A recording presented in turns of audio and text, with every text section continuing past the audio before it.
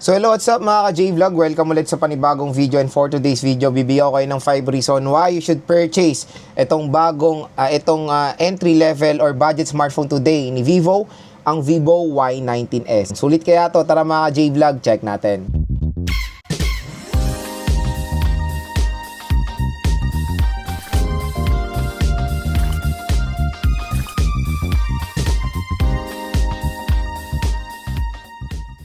So shoutout sa mga nakanood ng ating unboxing at first impression natin last year or nung early 2025 dito sa Vivo Y19s, and this time bibigyan ko kayo ng 5 reason kung bakit ito na yung perfect time bumili na itong smartphone na to.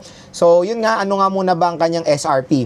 Ang SRP kasi nito mga ka-J-Vlog nung lumabas siya last year for the 4GB 128, which is ito, is 6,499. Tapos yung 8GB 256 is 8,499. Pero magandang balita kasi, ngayon sa ating View products, dito pag clinic nyo yung View products na yan, mura nyo na lang makukuha tong Vivo Y19s. Nakuha ko lang to sa halagang 5,000 piso, kasama po yung voucher nyan. So again, depende po sa voucher nyo kung magkano yung mabibigay nyo sa inyong voucher. Pero asahan nyo, below SRP nyo lang makukuha tong Vivo Y19s. So 5,000 pesos. Napakalaking discount niyan, 'di ba? Compare sa kanyang SRP. Kaya ano pang inihintay nyo kung interested kayo bumili ng Vivo Y19s, nandito. Click nyo na lang tong View products na to para ma-redirect kayo sa mura at bagsak presyo na smartphone na to. Alam ko maraming naghahanap ngayon ng Vivo smartphone na mura. Compare sa Vivo Y04 na mura rin yon. Ito po yung susunod na mura rin dyan, Vivo Y19s. Below 6,000 pesos na lang siya mga ka-J-Vlog. At yun nga sa video na to, bibigyan ko kayo ng 5 reason kung bakit siya magandang i-purchase. So first reason, ayun na nga, affordability. So pumasok na rin sa budget segment itong si Vivo Y19s. Yun nga, below 6,000 pesos na siya mga ka-J-Vlog. Kaya maganda na siyang i-consider as a budget smartphone today. At tingnan nyo naman yung design, di ba? Mukhang mamahalin na din itong smartphone na to. Hindi nyo akalain na ano siya, budget smartphone. When it comes sa design niya, very premium. At yun, marami sa atin dito sa Philippines ang naghahanap ngayon ng isang smartphone na mura pero worth it yung specifications at hindi mabagal. Maganda na rin i-consider to dahil sa kanyang affordability at pasok na siya sa bulsa ng karamihan ng mga consumers dito sa Philippines. Second reason mga ka-J-Vlog is of course the display. Second reason mga ka-J-Vlog, design. Ayan, napakaganda po ng design nitong Vivo Y19s. Kung makikita nyo rin naman, di ba, very premium looking at marami sa atin dito rin sa Philippines ang naghahanap. And then, marami rin mga consumers dito, ang una nilang primary na parang factor when buying a smartphone is design. So, lahat na napansin ko na Vivo smartphone ngayon, napakaganda ng design, mapa entry level, mapa budget, mapa mid-range and flagship. Hindi tayo binigo sa design nitong ni Vivo, kaya itong Vivo Y19s pasok na pasok to sa panlasa ng mga consumers na naghahanap ng smartphone na mayroong magandang design. Tingnan nyo naman, meron siyang gradient color, polycarbonate ang back niya, even yung frame niya is plastic, very lightweight and slim type din. Third reason mga ka-J-Vlog why you should buy this smartphone is yung camera. Si Vivo rin ang isa sa smartphone na maganda ang camera performance. And yes, patunayan yan ng Vivo Y19s.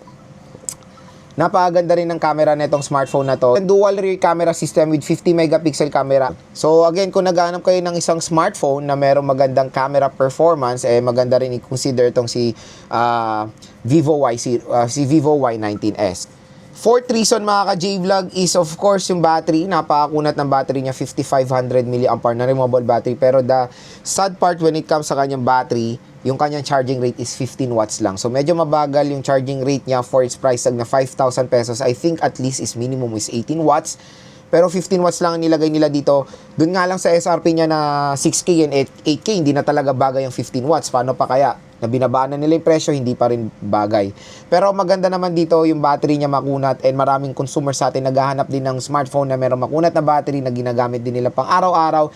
Tulad na lang sa mga motor taxi riders natin, ang primary tool nila when sa kanilang trabaho is smartphone. Ito maganda rin naman i-consider Vivo Y19s sa inyo dahil makunat ang kanyang battery. At hindi lang yon, meron din siyang protection sa tubig, meron siyang IP64 water and dust resistant, kaya kahit isabit nyo to sa motor nyo or kabit nyo sa motor nyo, maulanan siya, hindi po masisira dahil meron siyang water protection. Pero iba pong usapan pag nalublob po to sa tubig. Hindi po siya pwede malublob sa tubig kasi hindi po siya IP67 pataas. So again, meron po mga water resistant na pwede malublob sa tubig. Yung merong mga IP rating na IP67 pataas. Pero dito sa Vivo Y19s, maganda rin naman or very welcoming din na meron siyang protection sa tubig. At least IP64, mataas din naman po yan.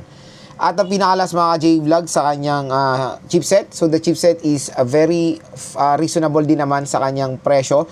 Unisoc Tiger T612, hindi po mabagal na chipset yan at kayang-kaya mag-handle ng mga modern games today tulad na lang ng ML, Genshin, Honor of Kings, COD. Pero stay tuned lang, i-game test din natin tong si Vivo Y19s para mapakita rin naman sa inyo kung gaano kaganda rin ang kanyang gaming performance. Hindi lang panlabas na maganda tong smartphone na to, may bubuga rin naman siya sa mga modern games today. Kaya stay tuned lang sa ating game test. Titingnan din natin for the 4GB of RAM, kung kakayanin pa ba for gaming. I think okay pa naman ang 4GB of RAM. Kasi nakapag-try na tayo niya na ano yung expectation ko niyan sa Samsung A16 LTE. 4GB of RAM pero na-handle niya rin even Genshin Impact. Hopefully dito rin sa Vivo Y19s, ganun din ang usapan natin. Since yung kanyang operating system is very user-friendly rin naman yung FunTouch OS. For me, isa rin pinagkakatiwalaan ko or nagustuhan ko na operating system or manufacturer's UI is yung FunTouch OS. Very user-friendly at napaka-clean nung kanilang operating system, kumbaga. So again mga ka-J-Vlog, hindi po mabagal tong smartphone na to. Pwede rin, kumbaga, all-rounder siya. Pwede siya sa day-to-day task. Pwede rin siya for gaming, kumbaga. Again, for a budget smartphone gaming. Ito na naman kayo ha. Sabihin nyo, Unisoc T612, sabihin mong pang gaming. Again, tignan nyo kung magkano nyo muna binili yung smartphone. Kung 5,000 lang to, tapos nakaka-handle to ng game na nakaka-handle to ng mga modern games, pwede natin siya i-consider na, pwede rin natin siyang consider gamitin for gaming. Pero silad nga na sinabi ko kanina, 4GB lang ang RAM nito, kaya titingnan natin siya sa ating game test. Pero specs wise kasi sa kanyang chipset, okay rin naman po yan gamitin for gaming. So yun mga ka-J-Vlog ang ating 5 reasons why you should purchase the Vivo Y19s. So far, okay rin naman itong smartphone na to at yun nga, ang isang nagustuhan ko dito talaga is yung overall design niya. Very premium looking. So kung interested nga kayo dito, ito, view products. I-click nyo na itong view products na to para ma-redirect kayo sa bagsak presyo na Vivo Y19s. Ito na po yung perfect time nyo bumili na itong smartphone na to dahil below SRP na siya. Kumbaga bumagsak na yung presyo niya, bumabagay na siya ngayon.